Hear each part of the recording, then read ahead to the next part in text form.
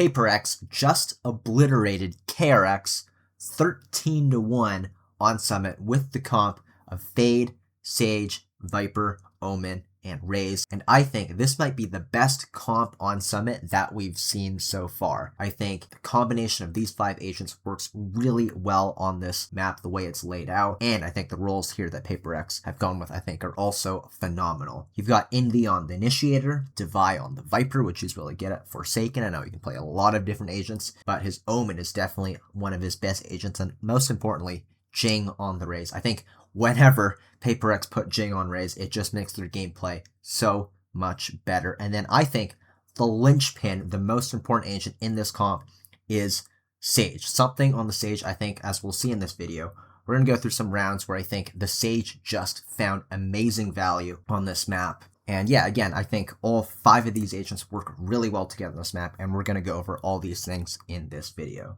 Okay, so we're going to start with round 3, and so HyperX have already won the pistol round, and then they win the anti-eco round after that, and I think this is the first round where we really see that Sage value come out. And I think this is one thing that's really good with Sage, especially putting Something on a Sage, because Something usually plays a duelist character, and so he likes to take aggressive fights, go for those first engagements, and Sage, I think, does actually allow you to do it quite well. And one of the things about Sage is that you can kind of set yourself up, you can kind of escape fights, and you can kind of do everything yourself, as you can see in this instance here, right? So as the round starts, Sage instantly, he holds the pixel angle, sees one, right?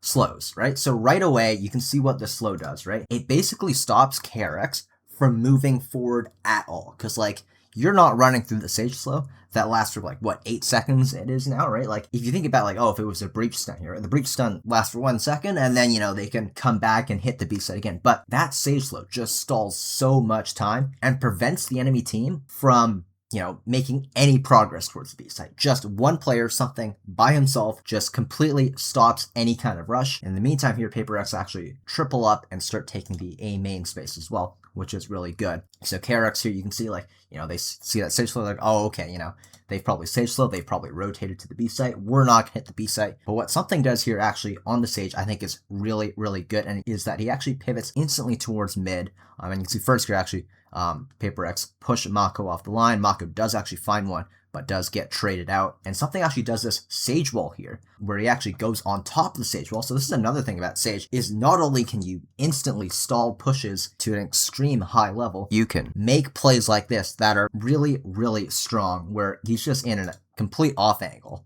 KRX are not at all ready for him to be on top of this wall, and Something is able to find a pick here. Boom. So you can see this round, maximum Sage value by stalling out any kind of B rush that KRX is probably going for. And then you pivot mid, get a pick. And the bonus is you have this wall. So after you get that pick, it's extremely hard for KRX to come back and try and run it down and drag you out, because you've got a wall protecting you, right? And Something still has a slow. So we're going to see as this round plays out, KRX, okay, so Something didn't wall B main, right? Then he went mid. I guess we'll just go back and hit B main. But the thing is, look at that. There's another Sage slow from Something. Again, so we're at the minute mark, and every single engagement, minus this engagement with Maka here, Sage was involved. And the team that had Sage came out on top. So as you can see here, eventually KRX tried to hit the site, but after the Sage slow evaporates, but that Sage slow has allowed time for the rest of PRX to rotate over, and you can see that it just becomes an extremely hard exec because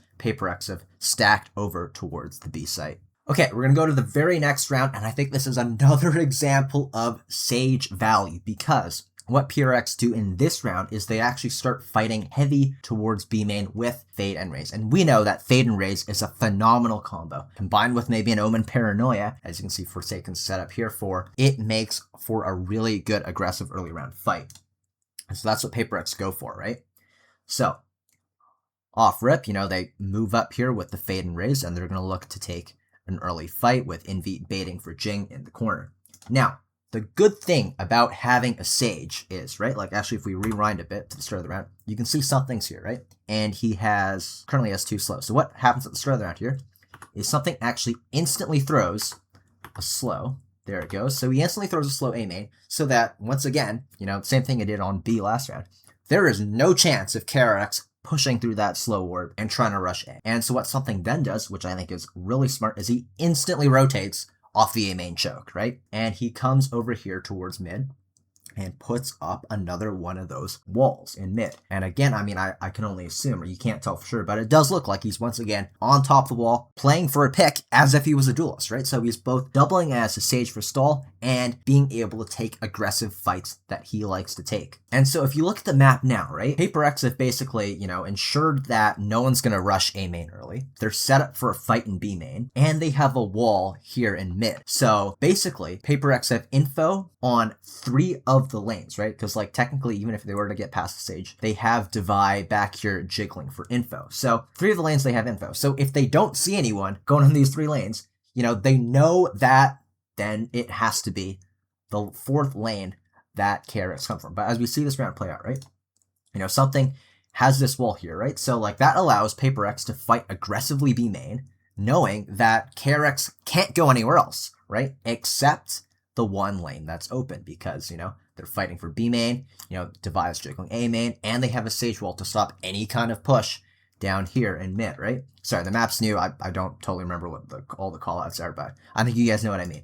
So, as you can see, this happens. The fight, B main happens, Jing gets a kill, and then, as you can see here, right, Forsaken, he's already set up to know that the only lane that's open, right, like PRX win the B main fight, so KRX is going to come from there. Divide's jiggling A main. Something is now walked out mid, so he has full info, right? So Forsaken is just completely ready for this fight. And yeah, as you can see, HyperX just kill everyone out, and a very typical fast round for them. I think the round was over at like not there. At 1:14 or something.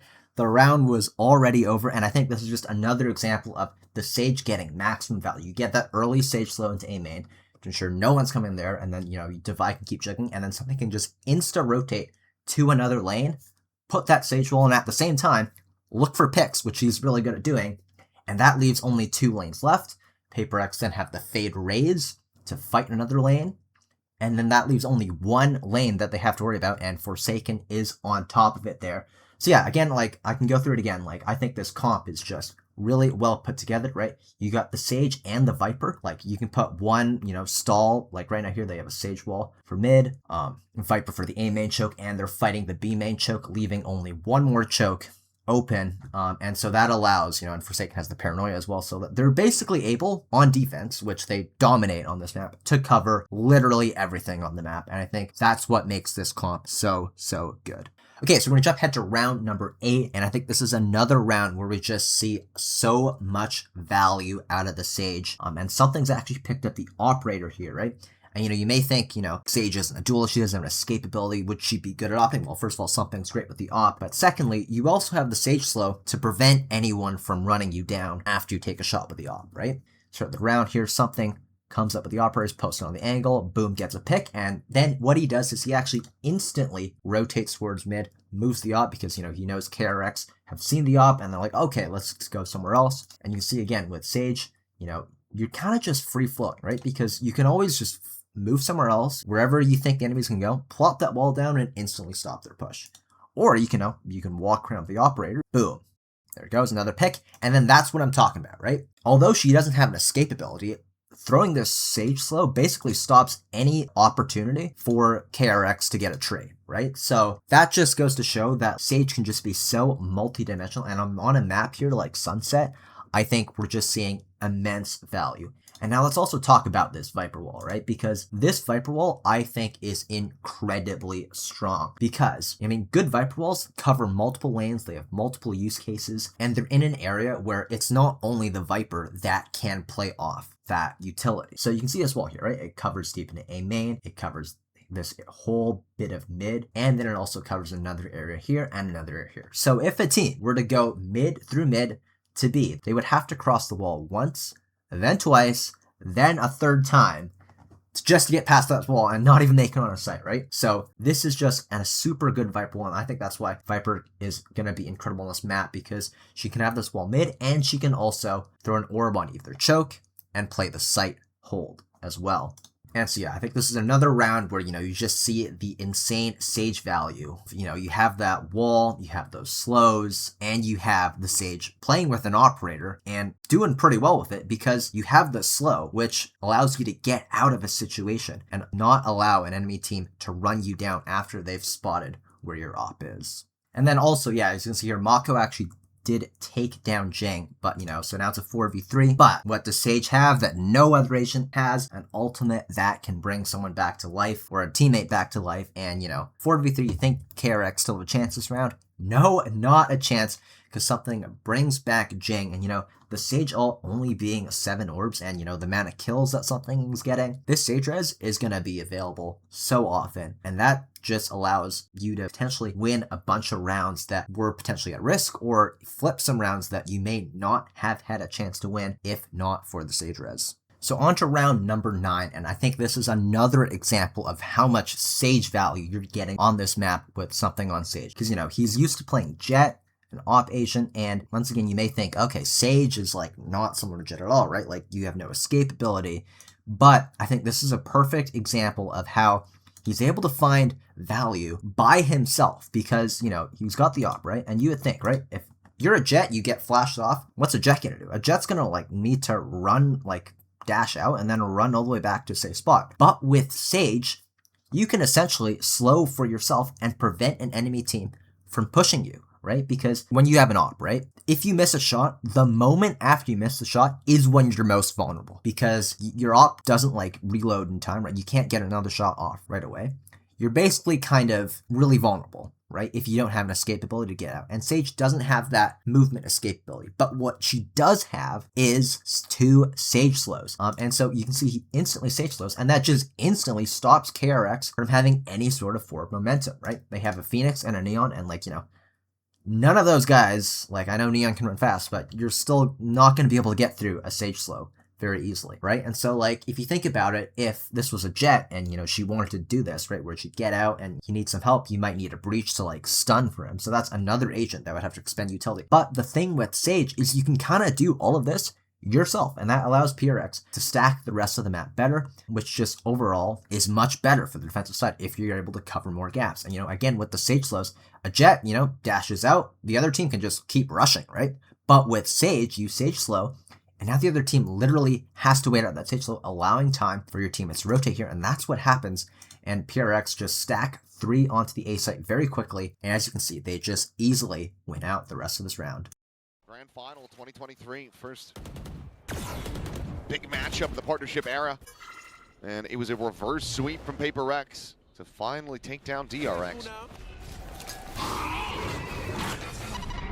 A little bit of history for everybody. As Hyunmin is going to be ground into a fine paste on entry. Meanwhile, TP into the back, Mako dead. As, yep, this is just going to be a round where there was very few ideas. Yeah. I mean, HyperX are just doing it way too easy at the moment. I feel like a broken record. All right, we're going to look at one more round where, I don't think I need to explain this round much. Amazing Sage play. You do the thing where basically something walks up and then Sage walls behind him. And that means that the opponent doesn't expect there to be someone to be pushed in front of the wall, but that's exactly what something does. Again, he's doing all of this by himself, which allows HyperX to stack the rest of the map. And then, obviously KRX, you'll see that they make a pretty big error here by not turning the dog because they don't really expect someone to be there. And yeah.